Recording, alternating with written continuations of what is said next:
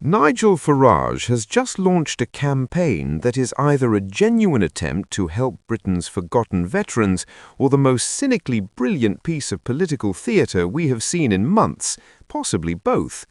Veterans for Reform burst onto the scene in London with all the fanfare of a military parade, complete with ex-Special Forces soldiers, passionate speeches, and a not-so-subtle attack on Labour's handling of Troubles-era prosecutions. And at the centre of it all, Matt Hellyer, former SAS soldier turned president of this new group, absolutely tearing into the political establishment for abandoning the very people who risked their lives defending this country. He is talking about restoring respect, dignity and proper support for veterans, whilst simultaneously slamming everyone from Conservative MPs to the current government spending priorities. This is not just about policy, folks. This is about pride, patriotism, and a whole lot of political point-scoring wrapped up in a Union Jack. Quick favour, if you are finding this absolutely compelling and want more British political drama delivered straight to your feed, hit that subscribe button and smash the notification bell. Over 94% of you have not subscribed yet. It is free, takes literally 1 second, and honestly means everything to us here at British Mirror. Cheers if you just did. Right, back to the fireworks. So let us start with the basics. Veterans for Reform is Nigel Farage's latest political vehicle, and it is laser-focused on championing ex-servicemen and women who feel forgotten by a system that should be honouring them. The launch event in London was, by all accounts, packed with veterans from across the country who are desperate for direction, desperate for representation, and desperate for someone, anyone, to actually listen to their concerns. Matt Hellyer, the group's new president, and a man who knows a thing or two about serving his country having been in the SAS, stood up and essentially said what many veterans have been thinking for years. Looking after British service personnel has gone completely amiss. Not slightly off track, not mildly disappointing, completely amiss. That is a damning assessment from someone who has actually been in the trenches, both literally and figuratively. Farage himself made a promise that will resonate deeply with veterans and their families. He pledged that a reform government would end all vexatious claims taken against veterans from conflict after conflict. This is not abstract policy speak. This is a direct jab at the ongoing issue of former soldiers being dragged through legal proceedings decades after serving in Northern Ireland, Iraq, Afghanistan, and other conflict zones. The emotional and financial toll on these individuals has been enormous, and successive governments have failed to adequately protect them from what many see as politically motivated prosecutions.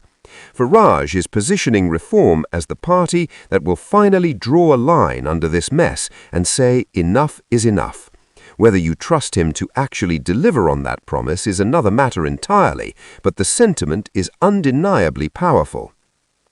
The announcement also appeared to be a direct attack on Labour's Troubles Bill, which is set to remove conditional immunity for Troubles-era crimes. Now, this is complicated territory. On one hand, victims and families deserve justice and accountability for what happened during the Troubles. On the other hand, veterans who were sent into an impossible situation decades ago are now facing legal jeopardy for actions taken in the line of duty under orders from the British government. It is a moral and political minefield, and Labour's approach has infuriated many in the veteran community who feel they are being scapegoated, whilst politicians who made the decisions in the first place face no consequences whatsoever. Farage and Veterans for Reform are tapping into that fury, and they are doing it very effectively. Matt Hellyer did not hold back when describing the launch event. He called it brilliant, well-attended, and exactly what veterans have been pining for. That word, pining, is crucial. It suggests a deep longing, an emotional need that has not been met. These are people who gave years of their lives, risked everything, and in many cases came home with physical and psychological scars that will never fully heal. And what have they got in return? a benefit system that treats them like nuisances, a legal framework that prosecutes them decades later, and a society that has largely forgotten their sacrifices. Hellyer is promising to change that, to give veterans a voice, a community, and actual political representation. It's a powerful message, and judging by the turnout, it's one that is desperately needed. But here's where things get spicy. Hellyer took direct aim at Conservative MPs who have previously tried to champion veterans' causes, specifically naming Mark Francois, David Davis, and Johnny Mercer. Now, these are known nobodies. Francois has been a vocal advocate for the military. Davis is a heavyweight political figure with decades of experience. Meanwhile, back at Reform headquarters, Farage is watching his competitors on the right disappear like morning mist. The Reclaim Party, which was supposed to be the sophisticated, intellectual right-wing alternative, barely registering. The SDP, with their social conservatism and economic populism, invisible. UKIP, Farage's old stomping ground, they're less relevant than a floppy disk at an Apple store.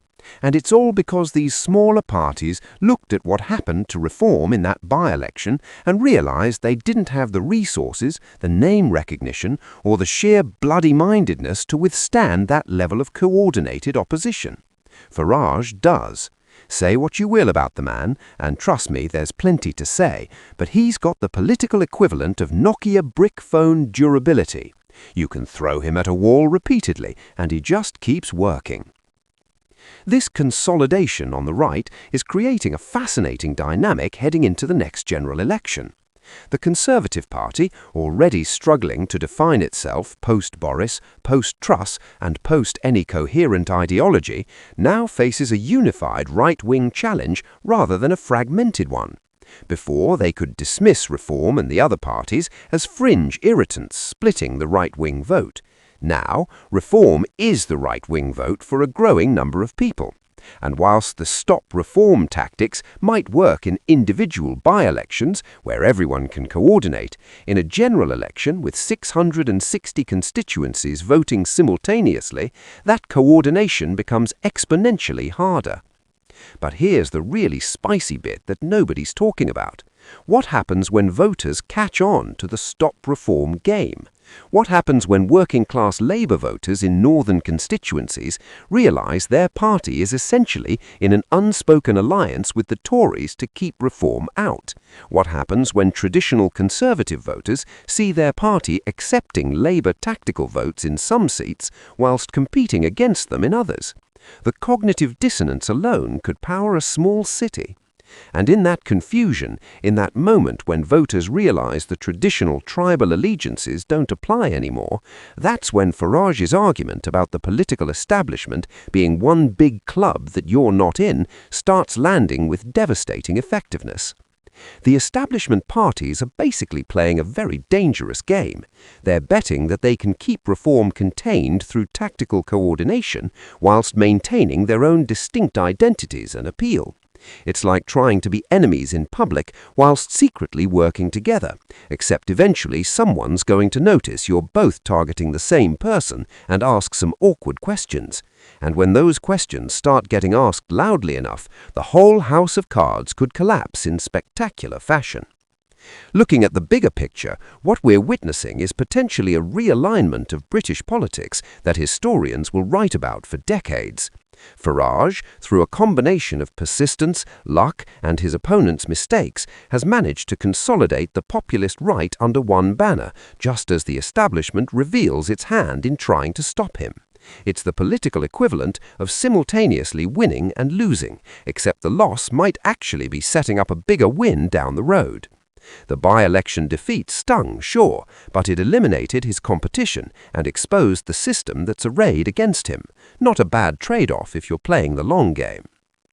And make no mistake, Farage is always playing the long game. This is a man who spent 25 years banging on about leaving the European Union before it actually happened. He's got patience that would make a Buddhist monk look impulsive. So whilst everyone's laughing at Reform's by-election performance, Farage is quietly building the only serious right-wing populist movement in Britain, watching his rivals disappear and collecting evidence of establishment coordination that he can weaponize in every stump speech between now and the next general election. The Stop Reform plot, if we're calling it that, might win battles, but it's creating the conditions for reform to win the war.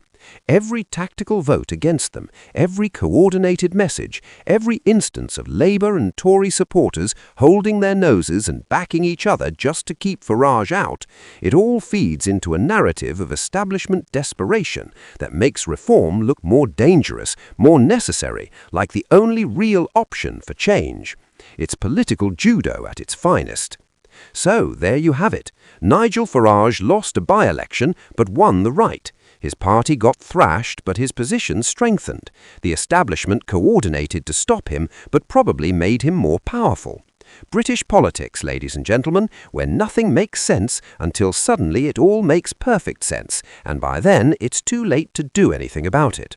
Whether you think this is brilliant or terrifying probably depends on where you sit politically, but either way, it's absolutely fascinating to watch.